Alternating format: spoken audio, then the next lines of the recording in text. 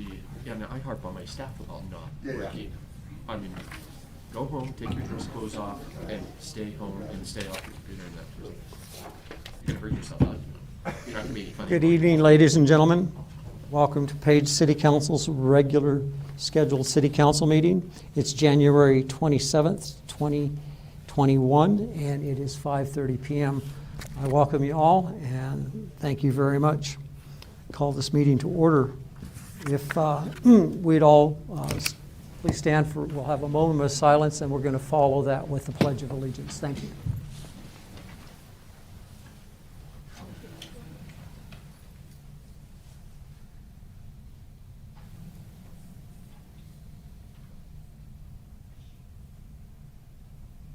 Councilor Carey, would you lead us in the pledge, please?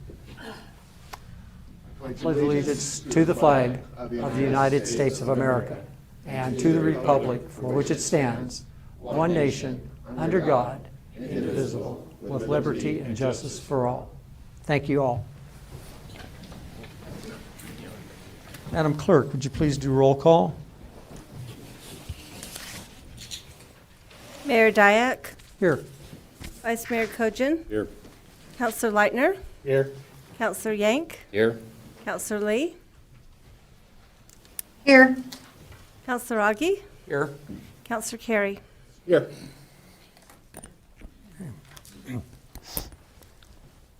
Priority list, discussion, possible action by City Council pertaining to City Council strategic priorities. Anyone have anything they wish to talk about? Just had a question. Do we have a date set for a priority session, workshop? It's kind of, It's, Kim, did you send out the invitations for that? You know what? I have not, so I will make sure I do that tomorrow. Okay, so we discussed that, and we're gonna send you out dates and times. Thank you. all right. Discussion, possible action by City Council pertaining to councilors' individual priorities. Anyone at this time? All right.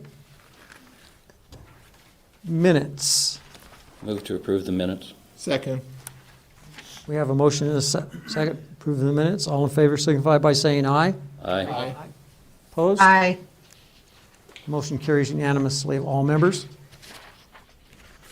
Consent agenda. The consent portion of the agenda is a means of expediting routine matters. All items approved will be done by one undebatable motion passed unanimously.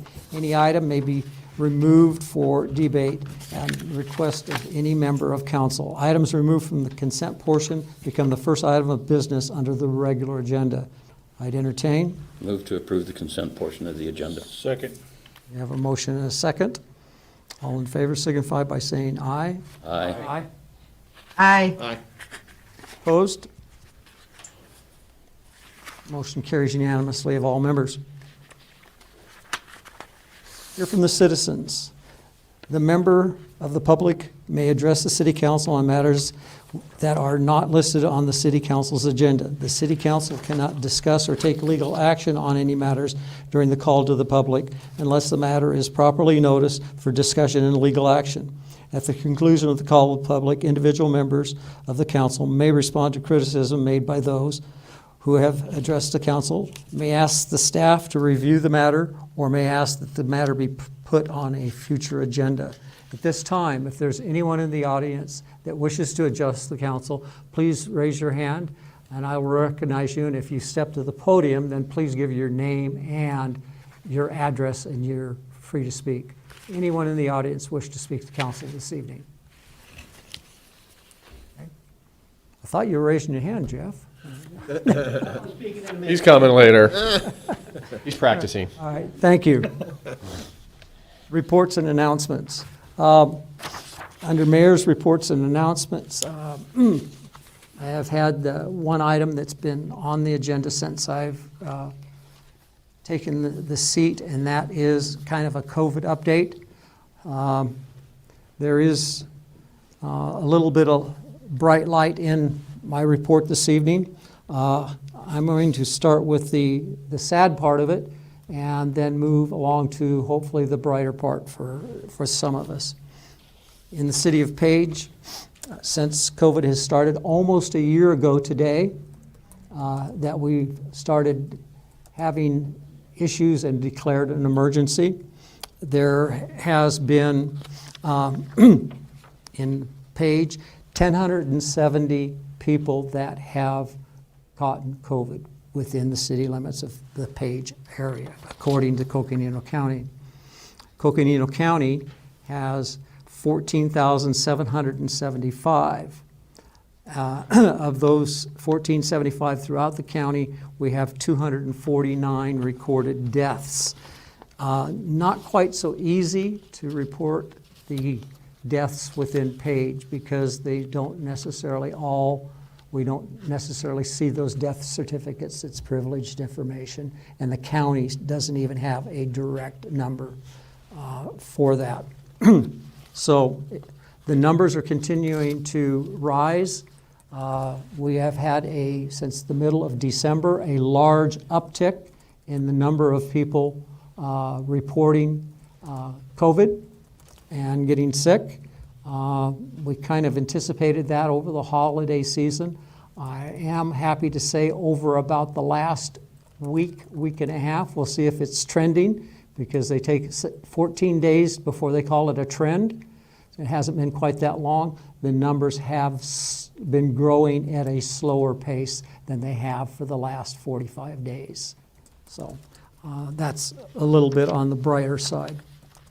On the good note, vaccine is now available throughout the country, the state, and the county. At this particular time here in the city of Page, we have administered approximately 400 or just shy of that, or have appointments set for approximately those numbers of vaccinations. Right at this time, we're waiting for our next delivery of vaccine. The appointments that we have, there are maybe a few vaccine appointments out there floating around. And how they do that right now, they're closed, but each day call if you're trying to schedule your appointment, or call and they will call you back in some cases. Try to make your appointment, because every day if someone cancels, availability becomes immediate at that time. And so get your name on a list. We have actually 2 facilities at this time that are giving COVID vaccine shots in the city of Page. One is Banner Health, and their website is listed on the Coconino County website under vaccine. I suggest that you go there and you can click on or download that website. That website is 2 full lines, probably 80 characters. I could try to give it out here, but nobody would get it right. Okay?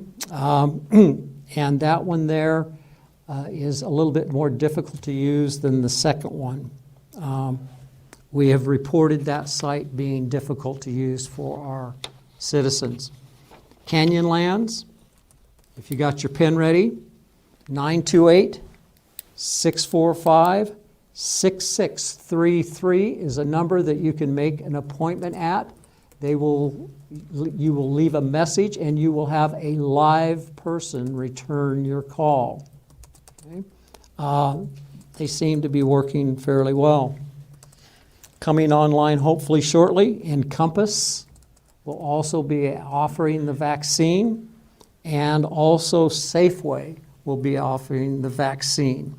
I've heard rumor that there may be one other, and that would be Walmart, but at this time, they have not been accredited at a state level, although I heard that they have made the request. Okay? Once you make your appointment, what they're doing is they will make and you get your first shot, you will have an appointment for your second dose.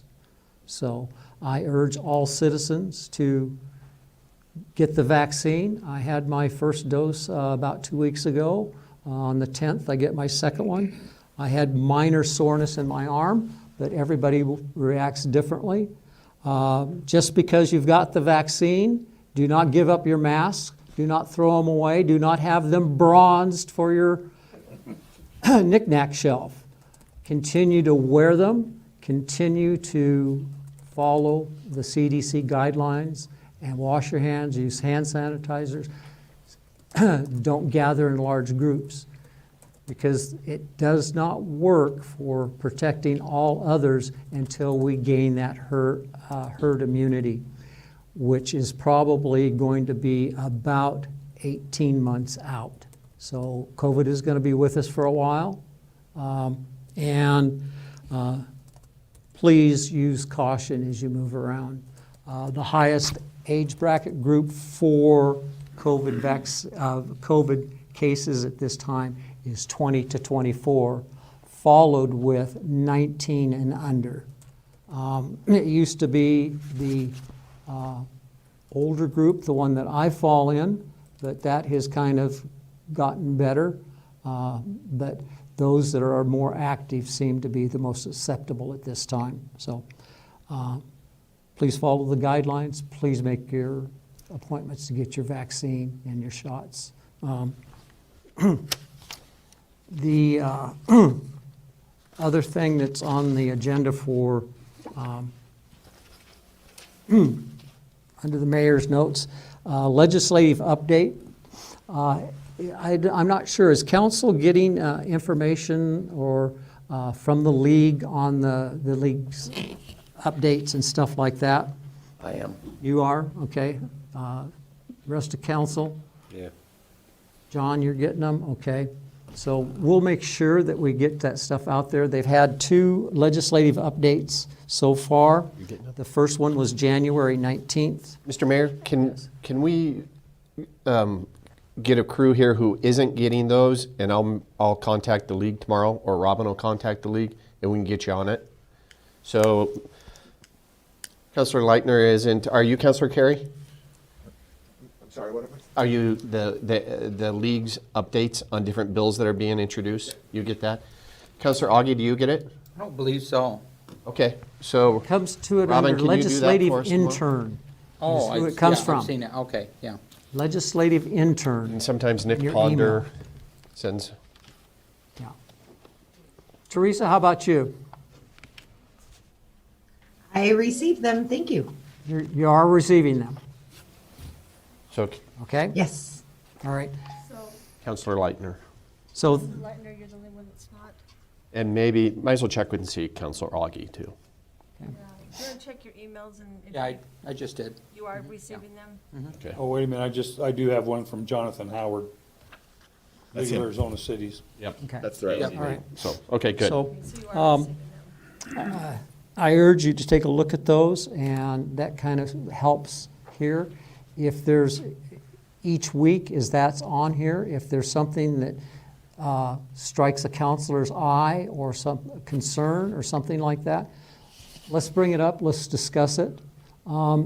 Did you send out you sent that out to all of council, didn't you? Right. There is also a way for counselors to ring in their opinion on different bills as they're out there.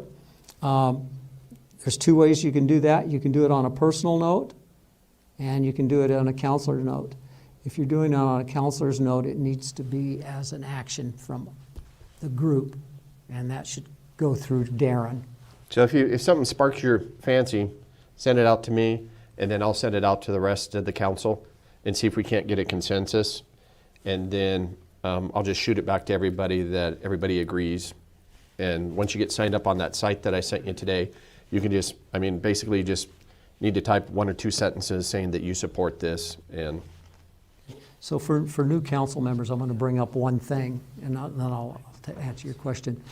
When you see these and you see that the league okay, opposes I'll something, send them out in an email. and you say, wow, that's kind of weird.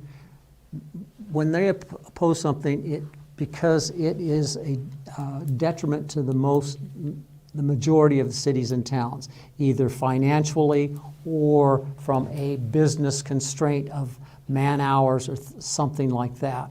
So that's one of the things that they look at, and they try to protect our dollars as much as they can when they're doing some of those things. Other things they ask us to ring in on and give them information to help them make a decision, because they are our lobbying group.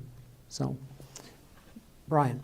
I do note that on the last one, there is a notice that, I don't remember the representative's name, but he has introduced some amendments to the statute on short-term rentals, which has been a topic of many council meetings. So I do suggest people look at it, and I would like to have that discussion, whether it's formal or informal, on a unified council response to that. Okay. Yeah, and I believe that's... Councilor Carey, if you shoot me a bill number, I'll find it for you. I want to say 4681, but I will shoot it to you. Yeah, HB 2481. 2481. The 81 part, yeah. And a 4. Yeah. Yeah, that's a big one. And that's from Representative Kavanaugh, who their community, he is from Fountain Hills, and they have a similar issue that we have. So, okay. Any other questions on the legislative update at this time? All right. City managers' reports and announcements. Everybody's been really busy, actually. This is a busy time of year for all. I did want to clarify a couple of things. Councilors had mentioned tonight external relations. To let you know, the mayor and I have been very busy on that. Actually, we've spoke with almost every congressional representative in D.C. Tomorrow we speak directly with Senator Kelly. We've already spoke with Congressman O'Halloran for about a half hour in person, explaining some of our concerns. But we have met personally or Zoomed with every representative of theirs. So just to give you a little update that is happening. We met the Substance Abuse Committee this last week, and it was very productive. You're going to see some of this stuff tonight on a grant that we're pursuing with Encompass for a new facility for a long-term treatment center in Page, which would be just an absolute game changer. I think we finally have the ear of the Phoenix congressman. So believe it or not, our Representative Teller was meeting with the governor to discuss a few different things to support Page on. So I think the legwork that we've been doing in the last year to reach out is starting to pay off. People are starting to see us. I did want to get a little bit of a consensus. O'Halloran was looking, the mayor I was going to help him pen a support letter for a new bill that O'Halloran is introducing. I don't know if it's going to go anywhere, you know how that is, but basically what it is to help affected communities with coal-fired power plants, and which is, of course, directed mainly towards us. So if nobody is opposed, I'll go ahead and do that in support of the council. So do I need to send that out to him, or can we just do it? We can just do it. If nobody shoots a spitwad at me, I'll go ahead and send it out and then make sure that you all see it. And that's about it. I won't take up any more time. Question from Does Councilman Congressman Carey. O'Halloran have a particular bill already in mind, or is He this? does. He does, actually. I wouldn't mind looking at that. Sure, or- I can send it to you. That'd be great.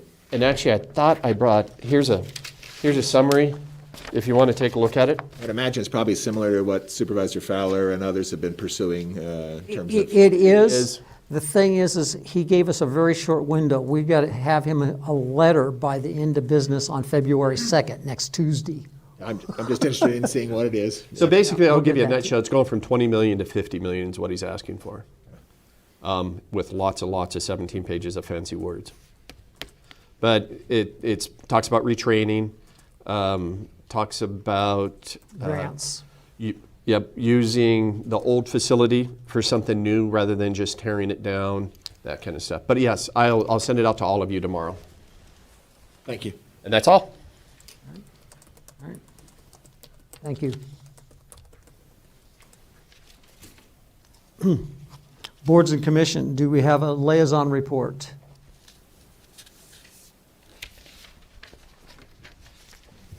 None? Okay.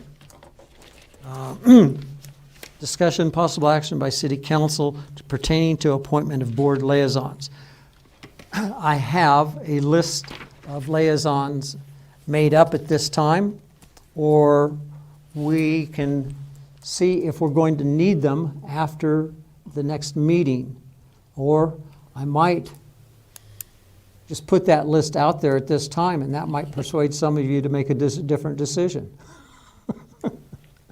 What's the pleasure of council? I'm just gonna, Go ahead. Let's hear it. all right.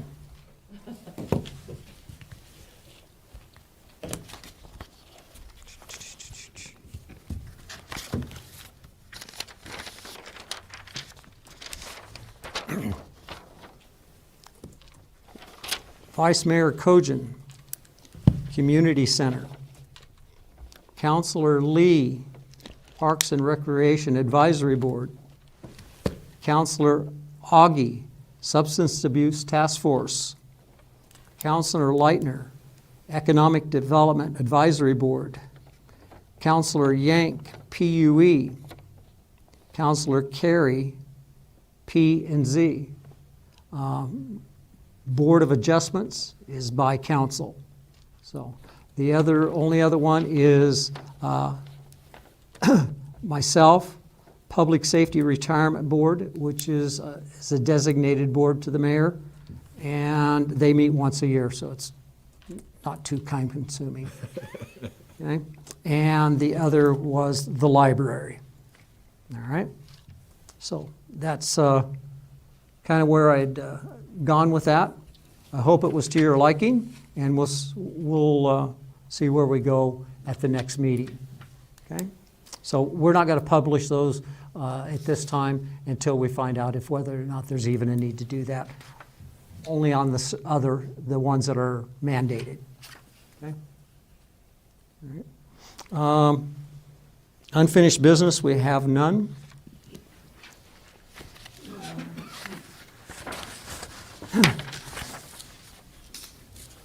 Under new business,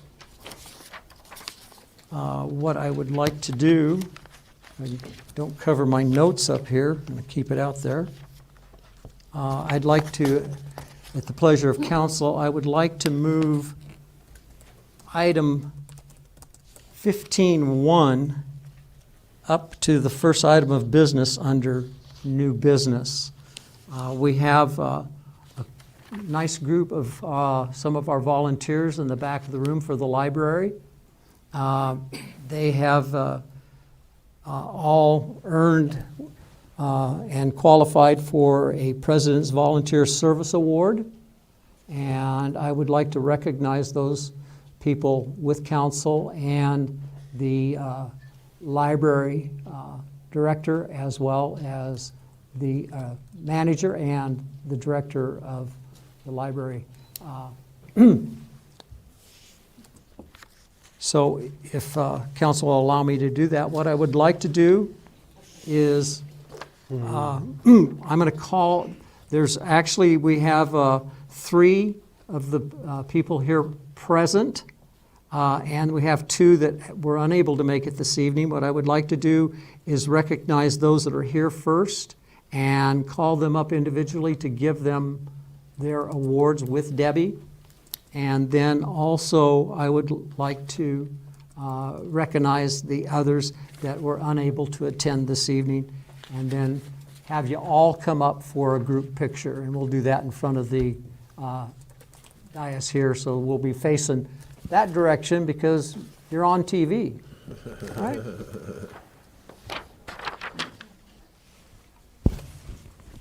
Mayor and council, I'd like to tell you a little bit about our service award, just briefly, real small, okay. Every year, the Page Public Library presents volunteer service awards to our volunteers. We have many volunteers. Tonight, we have 5 because they've done over 50 hours in 1 year, which is awesome because as we know, this last year has been a struggle for all of us, and our volunteers were dedicated, and they came to help us do meals, they came to help us shelve, they helped us clean. They've done just tremendous job at our library. So the library appreciates every one of our many volunteers.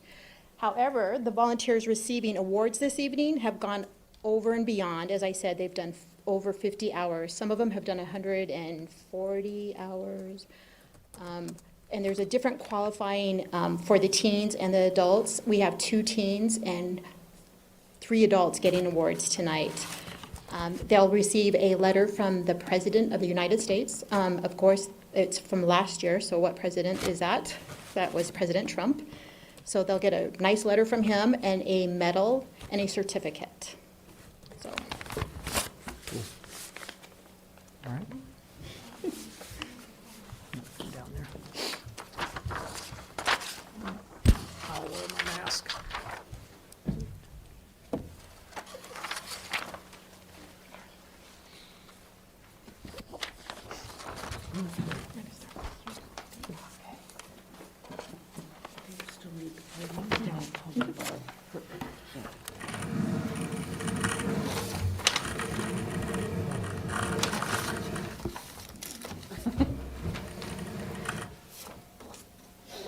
Okay. All right. Dawn Williams. Okay. And her service award is for 100 hours of volunteering. Do you want me to put this on you, or do you want to hold it? Okay, we'll do it that way then. Thank you very, very much for your service. We really do appreciate it. And stick close, because we're going to go ahead and do a group photograph. Thank you. Okay. Okay. Aaliyah Henderson, how are you? Good. And Aaliyah served 76 hours as a volunteer, so thank you very, very much for what you've done. And I know Debbie appreciates you as well as director also. Thank you.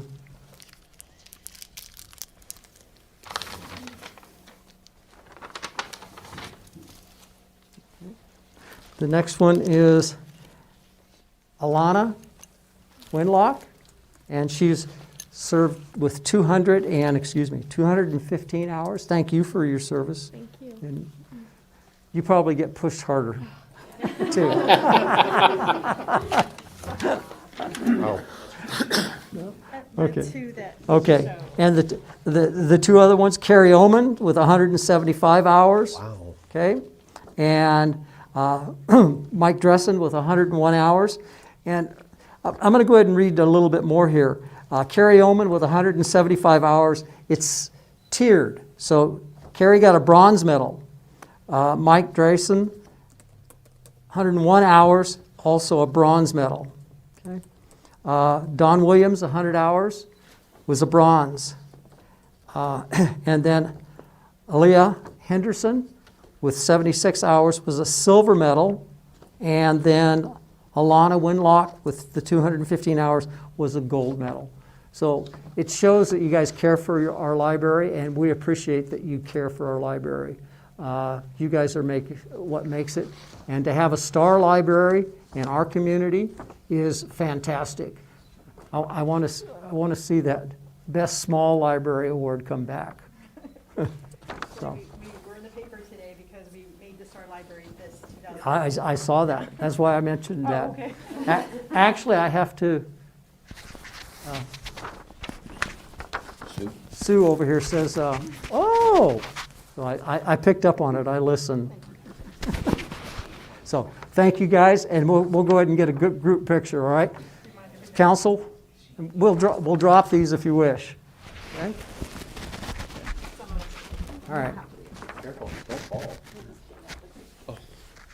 Oh, maybe I'll get in it. Yeah.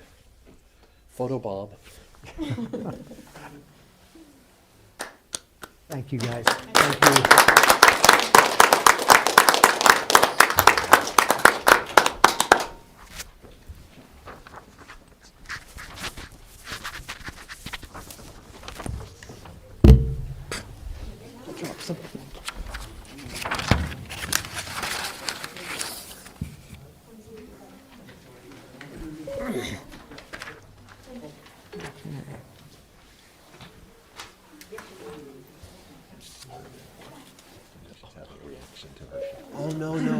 had one. I had diarrhea most of the day. Yeah. No, that's okay. I'm that way most of the meeting.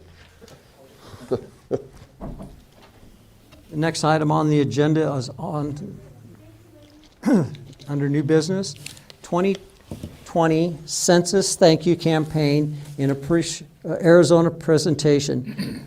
Thank you certificate for the city council. Okay. This is coming to us today from Tammy Parisi, and she's with us here on Zoom. So without further ado, I'm going to turn it over to Tammy, and we'll see what she's got to say. Thank you. Tammy, can you hear us? Yes, Mayor, I can. Thank you. All right, thank Mayor you. Diak, Council, can you hear me okay? Yes. Thank you for the opportunity to be with you tonight. I regret that I could not be in person with you. Quite the weather event we have had across Arizona, and I just could not safely make it there, so I do apologize. My name is Tammy Parisi, and I am a partnership specialist with the Census Bureau. I'm a career federal employee, retired military, and I had the distinct honor and privilege of being alongside you in marketing the 2020 census to the state of Arizona and its residents. And my primary purpose here tonight, I talk fast, so hopefully it doesn't go too fast, but is to really thank the city of Page, from the mayor, the council, every city office that was involved, the complete count committee that the city formed and did phenomenal work, to the libraries, to the schools, to the community center, the food banks, Canyonlands, healthcare, and I know I'm missing several others. I'm here to say thank you. I have a very quick presentation I'd also like to run through, and I'll share my screen now so that all can see.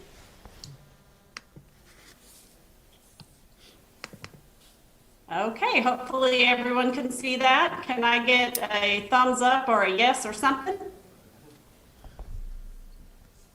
Perfect. All right, I see some head shaking.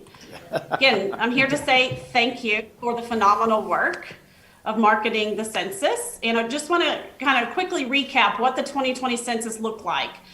The self-response to the census, that means people chose to respond on their own without us following up door to door, was at 67% nationwide. That is a remarkable percentage, and even higher than our projected rate, and surpassed that of 2010. So American households are paying attention and know that the decennial census is really important to local communities. Also, this was our first nationwide census that was available online, and not 1 millisecond was the website down. We were operational from day one to the very end day in October, and the average response took only 9 minutes. My household took less than that at 5 minutes. So I hope that you found it really easy if you chose to do online. We never want to limit the options that a household has in responding. So we did also have phone and mail-in if households preferred that. But nearly 80% of American households did choose to respond via the internet. But what about those households that choose or chose not to respond on their own? I want to assure you, mayors, citizens of Page, that we did follow up with every household in our address list in and around the Page area, certainly across the nation. But our non-response follow-up, again, that where we went door to door, was 33% of the households across America. That meant 64 million addresses our enumerators going door to door needed to visit. And we did it in a shorter time frame, despite COVID, than we did in 2010. More work, less time, and we got it done. And always a point of question, or at least conversation, is, well, what about people who were not home on a repeated occasion? It is common practice in a decennial to use proxy data. And what I mean by proxy, if a household did not answer the door on repeated attempts, we would use a reputable source like the neighbor to tell us how many people lived in the household. So that comprised 24.1% of the non-response. So that's just about average of that it was in 2010. And then lastly, it's also the practice of the Bureau to use administrative records, high-quality administrative records, to also close cases in the decennial for households that did not respond on their own. So we did a lot of work, you did a lot of work, and we did it despite the COVID challenges. Again, thank you for that. There are households that don't live at 123 Main Street and live in non-traditional type housing. This graph that you see before you just represents the other census operations that we have that ensures that we count everyone in the United States as required by the Constitution. So if people were long-term residents of a hospital, maybe a nursing home, an assisted living, a memory care, even the incarcerated population, we counted them too. And the blue bar that you see on the graph there represents 215,000 group quarters locations that we counted. We even counted the homeless in targeted non-sheltered outdoor locations. And we certainly worked with service-based providers to help us count everyone. So again, that's just a depiction of really how many non-traditional households that we also count in our operations. It took a lot of people on the ground, both from the Bureau and from the city, to make this happen. And this is just a recap of how many partnership specialists were working on the ground with the mayor's office, the city manager, municipalities, nonprofits, libraries, the list goes on and on. We enlisted the help of trusted voices to help get the census message out that it was easy, safe, and important to the community. So it took 313 partnership specialists like myself and 50,000 enumerators just in the Denver-Dallas 12-state region. And then we had 50 area census offices. The one that covered Page was out of Flagstaff. So you may have had some interaction with them as we went through non-response follow-up. But the most important thing is the partner base that we had. Page was an incredible partner and made up one of our more than 67,619 partners. Incredible work by the city of Page with its complete count committee and pivoting when we needed you to pivot for self-response that was trending low and marketing for the COVID timeframe. You really answered the call there, and so thank you for that. I'm almost done here, so I'll continue on. Arizona finished 32nd out of the states at 64.1% of its households self-responding to the census. Again, incredible work by the state. It is not a surprise that we finished in the lower third of the nation for self-response. Just our geography alone, us being a border state, contributes to self-response towards the lower third. So that's normal. In terms of how the county performed, the Coconino County self-response, again, people who voluntarily, without us knocking on the door, responded to the invitation, was at 46.5%. I did leave the 2010 number of 51% there on the right-hand side, but I want you to know something. Before I even go to the city of Page, it is not an apples to apples comparison from 2010 to 2020 when you look at self-response. So don't let that throw you or be discouraged by that, because the 2020 self-response rate map that we published for the public used plan boundaries. So boundaries change over time. So just before I hit the next slide here, don't use apple to apple comparison, but 46.5% of Coconino County self-responded. And the city of Page, nearly half of your households responded to the census on their own. And that was a little bit behind 2010, but again, nothing to compare because it's not an apples to apples comparison. And we're here to say thank you for that 44.4% that we did not need to go door to door. The Census Bureau knows that a self-response to the census is more accurate than what we can gather at the door, because you may have college students or households who have 10 people in it, but if someone knocks at the door, they may think we as the census want to report 10 to the county, and the county only allows 5 in that household. So self-response is the best response. So what you really want to know now that the decennial is over is what's next in 2021. It's January 27th. You know that the statutory deadline of December 31st, 2020 has come and gone, and we did not yet release the state population counts. The reason for that is COVID. Even though we worked hard and fast, it does take time to tabulate the data and rid the data of any anomalies, and we have to unduplicate as necessary.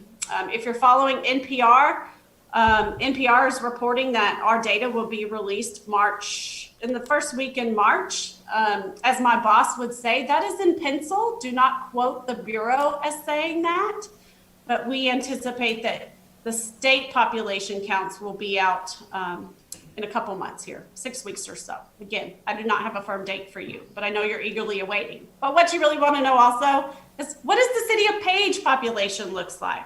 And those numbers come in the redistricting counts. And I also do not have a date for you here in 2021, but please know that it is coming. And we're very eager to get those numbers to you so that you can do the planning. For every Census Bureau operation that we always have a quality check. Every operation. Right now, to quality check our work of the decennial, we have the Post-Enumeration Survey going on.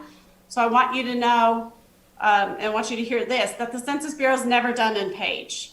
We're doing the Post-Enumeration Survey across the country, statistical sample, which will produce the over or under counts of the decennial. It will in no way change the final numbers, but will be our report card per se. So please watch for that release later in the year. And again, Page is never done because we have ongoing monthly surveys because we are the gold standard for data. Communities count on what the Census Bureau provides in terms of data so that they can plan for what is needed in a community. Maybe you need more schools. Maybe you need a long-term recovery center that I heard you talk about earlier in the council meeting. What we can provide to you right now to give you an idea of what the city of Page looks like is the American Community Survey. That is the 5-year estimate. It has already been released. Phenomenal set of data to make decisions and really get an idea of what Page looks like. It is a statistical sample. And then we also want you to know that we are always hiring. So if anyone has any interest in working for the Census Bureau as a field representative in their community, we always have positions available and they can go to census.gov for that. We are also producing some surveys right now, the household pulse survey, so that communities such as yours can get an idea of really the effect of COVID. Right now, we're entering a phase 3 of the pulse survey that's going to enlighten cities and towns about whether or not their population intends to take the vaccine. So a lot of work is going on with the COVID situation, and the Census Bureau is administering surveys there. And then as you see on the screen, there's just some other surveys, some of our top 5 that we do. Maybe you haven't heard of them before, but just know that we're always busy and on the ground. So if the sheriff's office gets a call, say, hey, why is the census here? I thought we were done with the census. We're never really done. Maybe I just told you that some data is available through the American Community Survey. What we have is a free offering at any time. If the city would like to learn more about our data products, you can always reach out to our data dissemination program. The email address there is on the screen, and we can host a data session for the city if you desire. Because you might just get lost on census.gov. It is a monster website with a lot of data, but we're happy to help you navigate.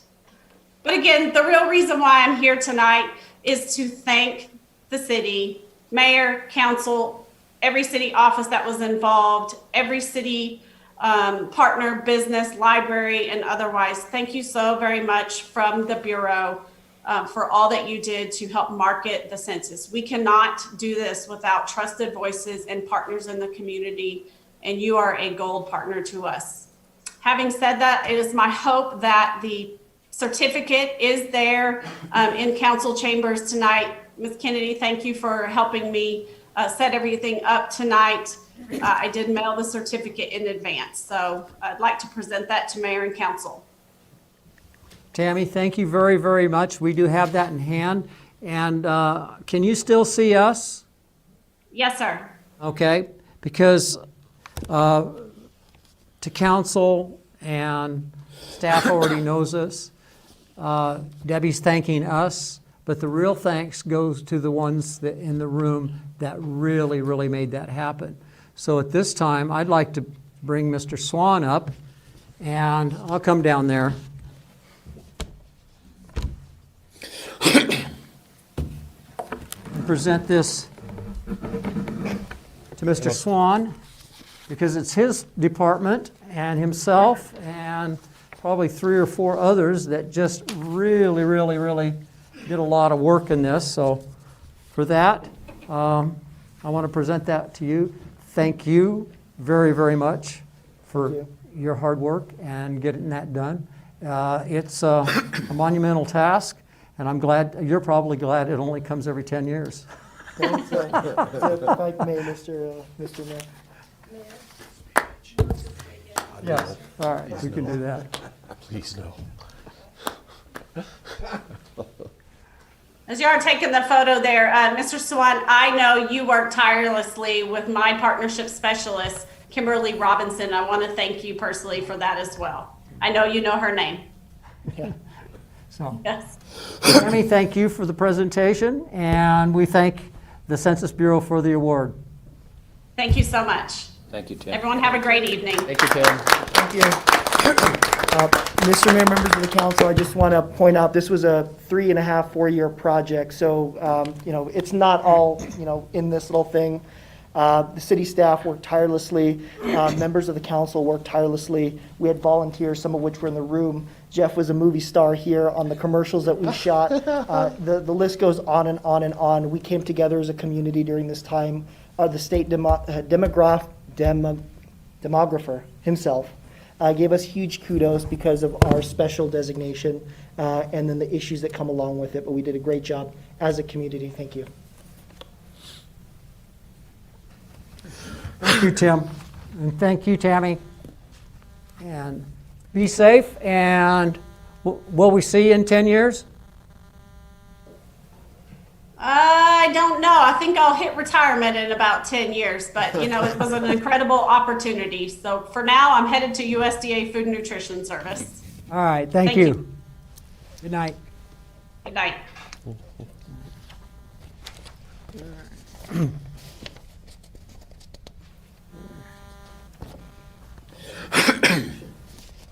And next item, presentation and discussion only by the city council pertaining to Grand Canyon Brewing Distilleries,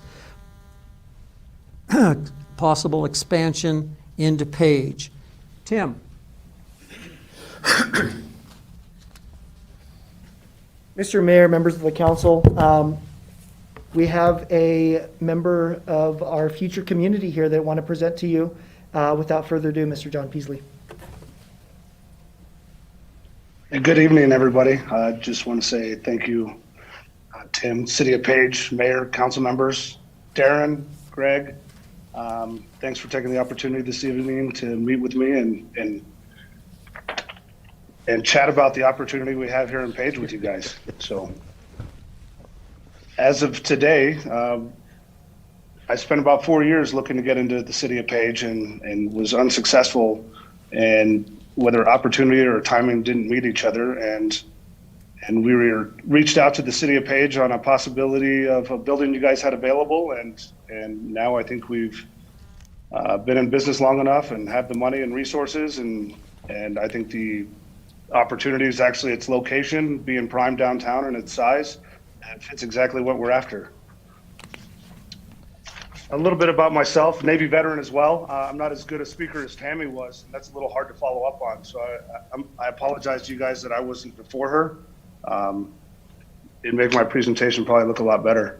Outside of that, I started in 2006, got out of the Navy, and with $2,500 in my pocket, I got lucky and found a restaurant for sale in Williams, Cruiser's Cafe, and started Grand Canyon Brewery in 2007 by reading a book. Today, we're the second largest or third largest craft brewery in the state of Arizona. Distillery side is 3 years old now, and we're number one or number two on production volume for distillery products. With that being said, a year and a half, we moved into Flagstaff and got a facility there, the old Buster's location next to Target, if any of you are familiar. A couple of facilities had gone in and out of that place, and we actually took it and became successful, where we have a 7-barrel system we brew on there and also employ 50 people. Fast forward to where we are today. I'm hoping to become part of Page's community and do exactly what I did here at Williams, which is the opportunity to take a facility and grow it, employ 40 to 60 employees, and give back to my community that helps us be successful. That good? And Mr. Mayor, John, it's good to see you again. This is Darren. To let you know, John has taken this project very serious, and he has put all of his strength behind it. He has worked really hard, he and his team. He's already had architects here, he's had engineers here, he's had electricians here. Kyle has worked hand in hand, helping them, making sure everybody is accommodated. So I can tell you that we as staff and Tim's crew, Greg, have worked very hard to make sure this project happens. So I can say, supported 110%. He's been a joy to work with, sometimes. Thanks, Darren. And I wish the city of Williams had a better runway. Unfortunately, with all the snow we got today, I don't think I'm going to be flying out of Williams for a minute. But yeah. John, we certainly thank you for your presentation. I know all of council is excited about the project and seeing that facility be revived and become something that I think that will be very, very popular. Some of us are probably more excited than others. I'm one of those. Looking forward to getting over there and trying some good crafts. And I hope, hopefully all this passes tonight and you guys are all on board, but we'll definitely bring handcrafted spirits and also handcrafted brews that we'll produce on location in your facility. So we'll use Page water and Page employees to produce some of Arizona's finest that we'll distribute throughout the state. I'm going to defer to council here. Does anyone on council have a question for John? Seeing none. John, thank you. We'll look forward to see you in person when the weather gets a little bit better. Have a good evening, sir. Thank you very much, council. Have a good evening. Thank you. Thank you.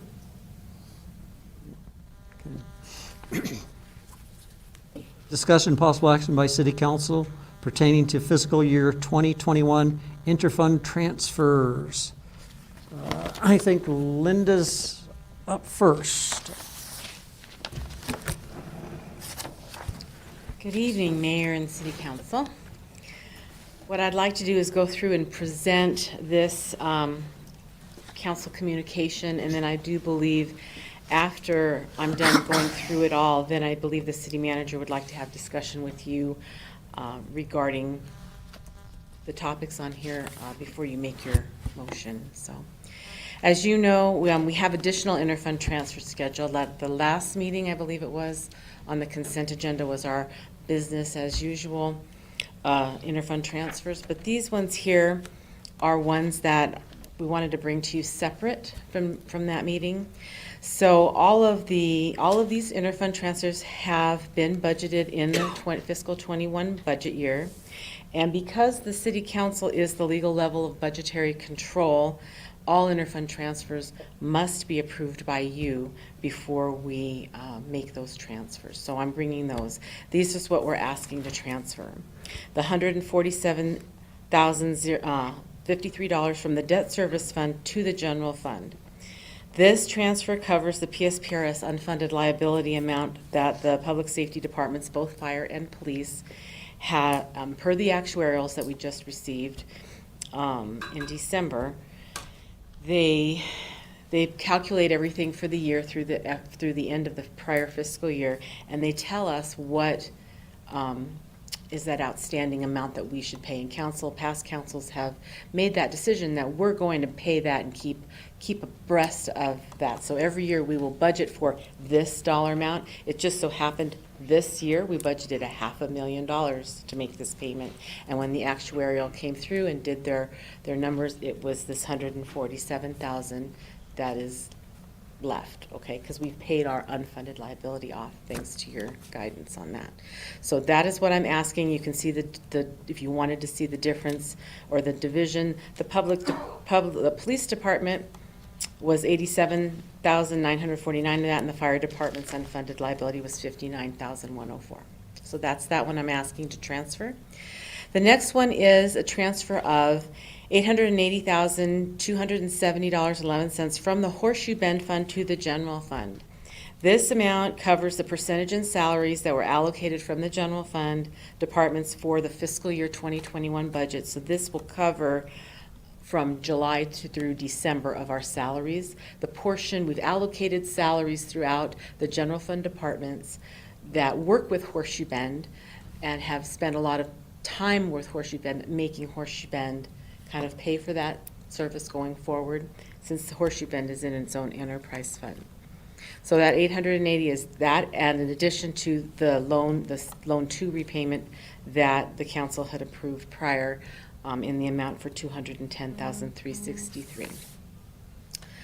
That's one other transfer. Then the final transfer we're asking for is the transfer of $804,064.98, again from the Horseshoe Bend Fund, this one to the Capital Projects Fund.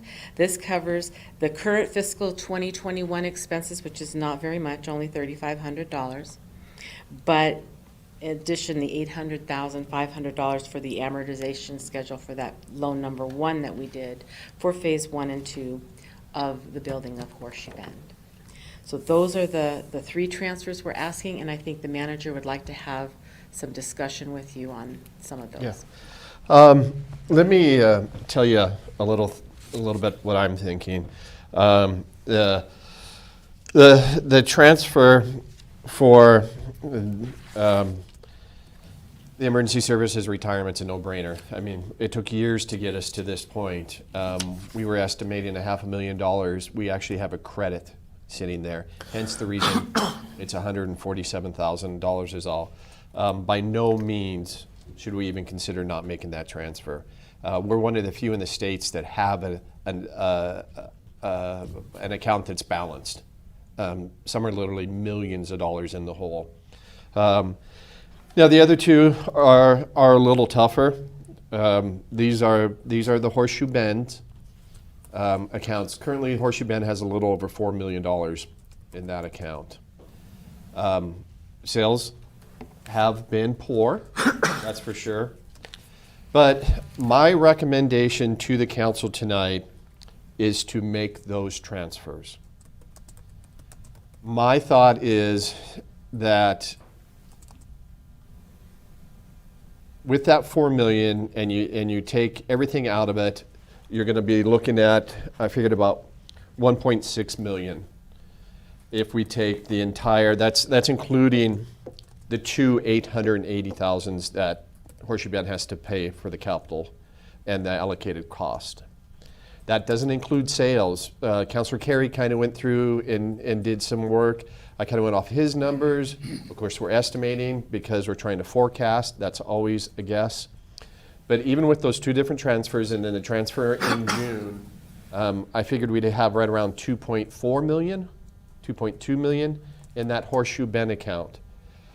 The problem I run into is if council decides not to make those transfers, we made cuts of about $10 million already in this budget. If you take an additional over $2 million out of the general fund, I mean, once again, we're going to have to start cutting. So my attitude is the general fund is more important than the Horseshoe Bend Fund. I think that the Horseshoe Bend Fund can support these transfers. Will we be able to do any improvements out at Horseshoe Bend in the next year? No. But I don't think we were expecting to do that. I think if we consider refinancing, we should consider refinancing a year down the road. I don't think the budget can support taking out $2.5 million out of it. We built everything around the expectation that those funds would come in. Now, if Horseshoe Bend only had $1 million in it, it'd be a different story. But they don't. They got $4 million. So even worst case scenarios, we're going to have enough to operate. And it is, it's not making money like it was by any means, but it is breaking even. We have a skeleton crew out there. We only have 7 employees. They're open 7 days a week, 10, 12 hours a day. So, I mean, we've cut it as far as we possibly can, I think. I'm open to any questions if you'd like.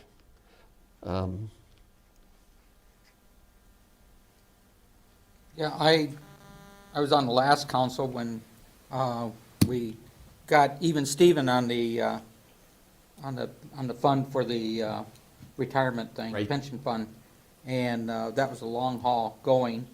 And Flagstaff is what, 200 and some million in debt? Ridiculous, yes. They were- Just They absolutely. were the only city in the state of Arizona that had a zero balance. We were up to date. Right. And so we definitely need to continue with that. And again, I'm definitely in favor of transferring these funds because again, like Darren was saying, we built the budget on this stuff being transferred. I think with the vaccinations and stuff like that, we can, wishful thinking, but hopefully, we know that the Asian group is not going to be coming through, okay, until 2022, maybe fall of 2022. So the Asian market, but we still have hope of getting a good tourist economy coming through. Hopefully the hotels will pick up a little bit. But again, I think we have a little bit more ray of sunshine than what we had 2 weeks ago, a month ago, 3 or 4 months ago. So I'm in favor of approving the transfers.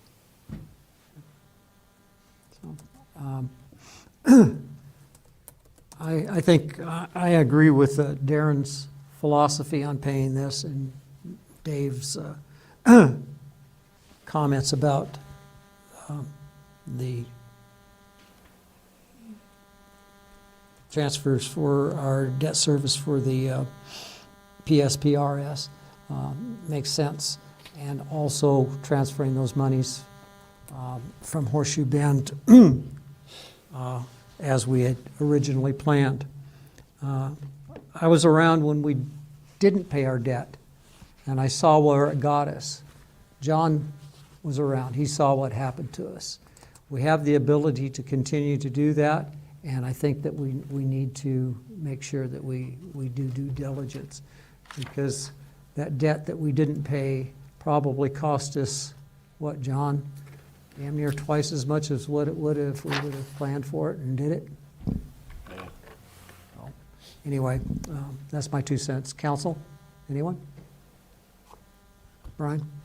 As city manager mentioned, I just ran some numbers to try to get my head around it, and everything he said I concur with. We are operating still in the black in terms of operational expenses at Horseshoe Bend. We do have a fund balance that won't be depleted. The first half of our year, our visitation's off about 60%. Comparing that to the second half of the year with pre-pandemic numbers, even if it stayed at 60%, we would still be adding money to that fund and be able to weather this transfer and still maintain a balance, which is nowhere near zero. So I don't see any reason to expect it would be more of a hit than 60%, and I agree with Councilor Augie that because it's an outdoor attraction, we are going to have another tourist season, and people are going to be utilizing outdoor attractions to visit, and they're going to be visiting within this country and not traveling internationally. So I don't see any reason not to make a transfer, with the expectation that we have to still delay phase 3, if that's what it's called, the contact station. But we have kind of talked about doing that anyway, and perhaps even revisiting the scale of that project. for the future. So I would support all of these transfers as well. Any other comment? No, Mr. Mayor, I move to approve the interim transfers as stated. Second. We have a motion and a second. Any comment? All right. All in favor signify by saying aye. Aye. Aye. Aye. Opposed? Motion carries of all members, council. Thank you. so much. Thank you, council. Thank you, Linda. Thank you.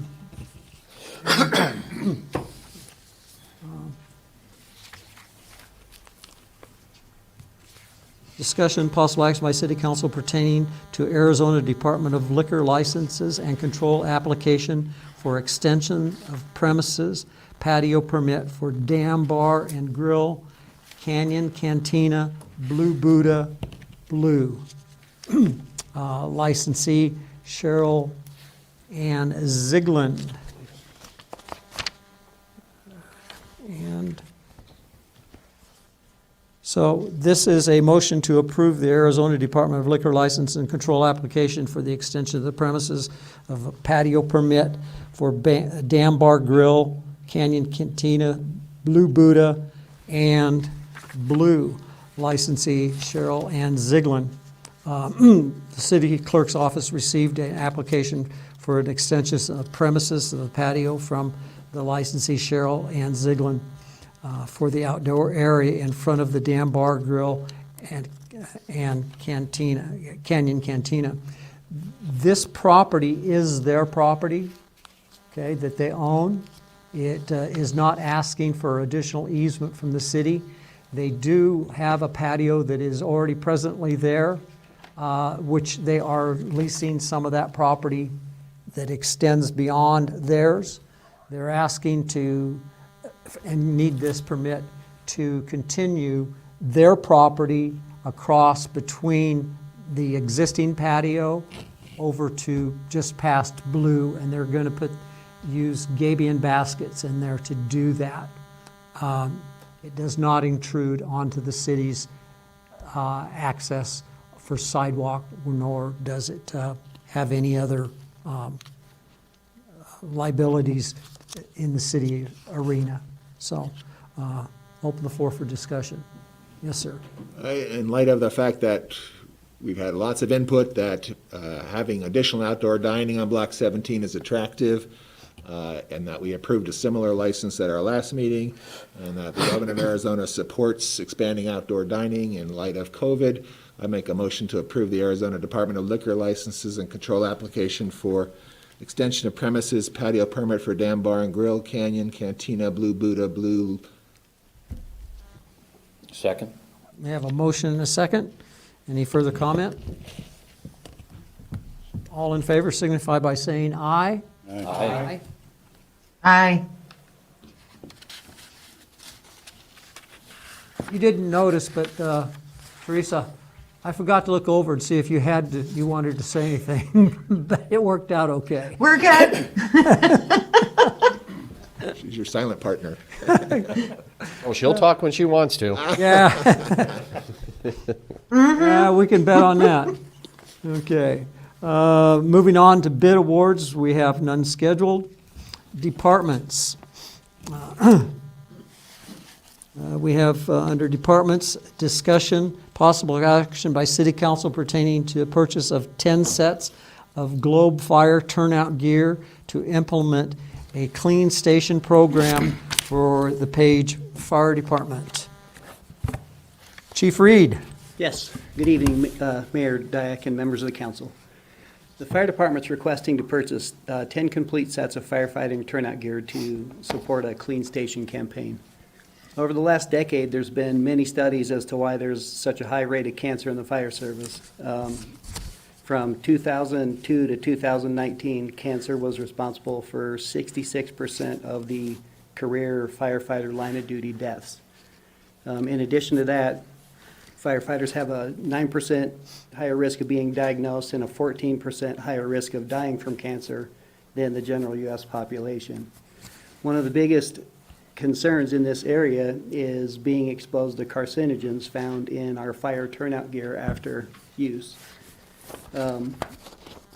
With all the changes in materials used for everyday life, such as building construction, furniture, automobiles, this has created a much more toxic environment for first responders.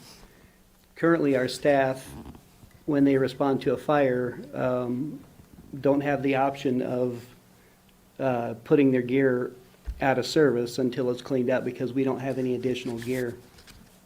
This has been found to be a really big problem. This exposes not only the firefighters individually and directly, but it also contaminates the insides of the trucks, the insides of the fire stations, and pretty much everything that we deal with. This Clean Station campaign recommends that at the end of fireground duties, we take that gear off while it's still on scene, put it in a plastic bag, seal it up, and then take it back to the station for cleaning before it's used again. This request tonight would really jumpstart this program. We have initiated the Clean Station program where we don't allow duty pants and duty boots inside the station. We don't allow turnout gear inside the station. But this piece right here is one of the biggest ones in protecting our staff from these really harmful carcinogens going forward. So this request, like I say, would really help jumpstart that program. It's not the complete solution to it, but it is a really big step in the right direction. At this time, I would be glad to try and entertain any questions. Well, in the station, you're referencing inside like the offices and break room versus the bay? Well, the living quarters, yeah. Yeah. Yeah, so the apparatus So basically bays. at that door, nothing's Correct. beyond that. Right, nothing beyond that door. And knowing from when I was on volunteer in 76 and 91, the only time I got actually got cleaned and got new turnouts is when corn's fuel and tire went up and my turnouts were totally oil and everything like that. Right.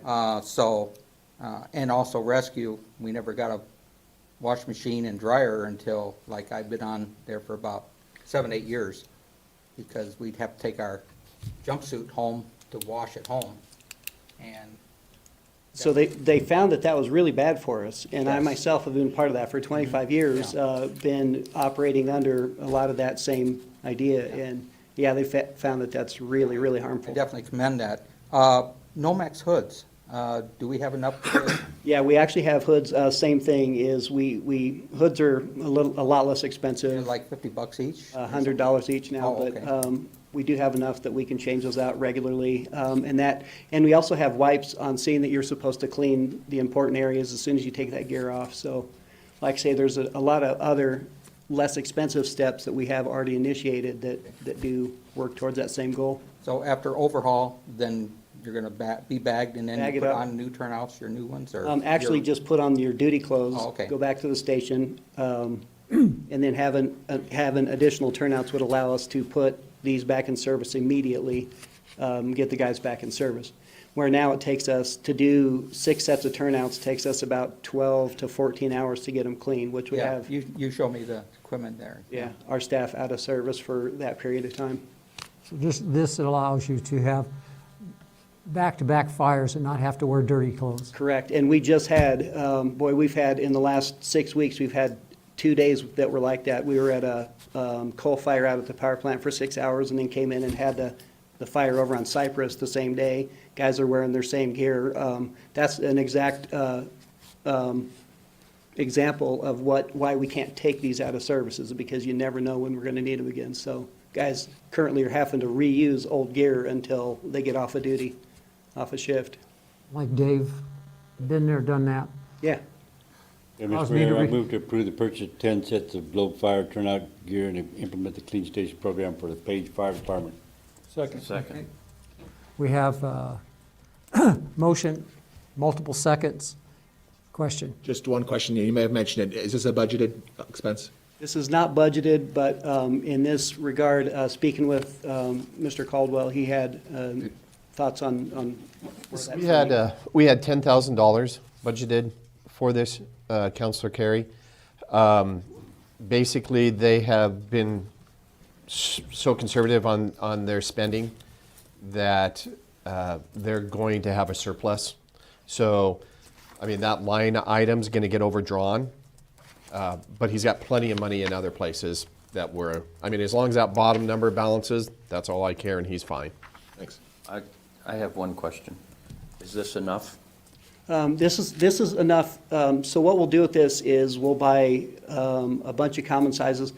The size of our staff actually ranges from 6'7", 300 pounds to 5'2", 100 pounds.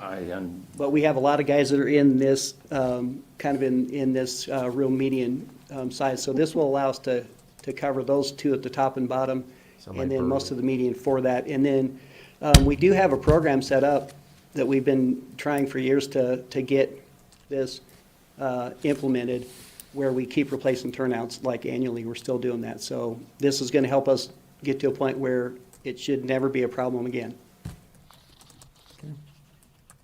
So you don't need more than 10? Was there any Not right now. CARES is a part of this? Yeah, this is a little creative accounting. Basically, we received $860,000, as you all are aware of, for emergency services time. We shuffled numbers, so that goes in, which frees up an additional $860,000 in the general fund. We're just going like this. It's just a magic trick. So the answer is, you can say yes, it is. We can use it out of the CARES money. Sleight of hand. All right. We have a motion and a second on the floor. Being no further conversation or discussion, I would call for the question. Aye. Aye. All in favor Aye. signify by saying aye. Aye. Aye. Okay. Aye. Opposed? Motion carries unanimously of those members present. Thank you, Jeff. Thank you, Jeff. Thanks, Chief. All right. Next on the agenda is executive sessions. The first executive session that we have here, I'm just going to pose to council. It was for Grand Canyon Brewing Distillery. We had a presentation this evening. The attorney put this item on here in case there was something that came out of the conversation and presentation from John that changed anything that we had previously had discussed with council or with staff to move forward pursuing this plan. Did anything that came out of the presentation strike a chord with any council member that changes their opinion at this time, or do we not need this executive session? Yes, sir. I think I can answer or ask any of my questions under the second item because it's the same facility and we're talking about purposes, but I did have some questions about the current use of the facility and how we'll transition, but I think those can be accommodated under the next item as well. Yeah. I think, yeah. Okay, all right. Then the other two executive sessions would be the one for the new Public Works facility under ARS 38431.03A and 7. And the second one would be for the Community Development Block Grant, ARS 38-431.3A and 7. I would entertain a motion to go in them both consecutively, and we will separate the timeframes and recordings as appropriate. Move to go into the executive sessions consecutively. Okay? Second. We have a motion and a second. All in favor signify by saying aye. Aye. Aye. Opposed? Okay. At this time, under the circumstances of COVID, we can't meet in our regular conference room. We're going to be staying in here. So if the appropriate parties would remain in the room, and then we will go ahead and start